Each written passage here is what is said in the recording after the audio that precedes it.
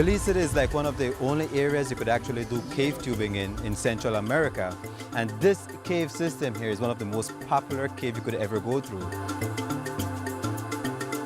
Once you get here to the park of Nahuch end, we get you carried up.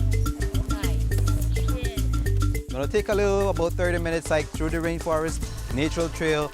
You learn about different medicinal plants. We try to make our guests try to appreciate much more of nature, much more of what is on earth that we could take care of and love. Getting to this cave system is amazing. Scientists themselves say that the caves are like a living organism. Stalactites, stalagmites inside this cave system take over 100 years just to grow 1 centimeter, and that is a mystery in its own. This is what people come, they love, they enjoy, and my guests, they're like, wow.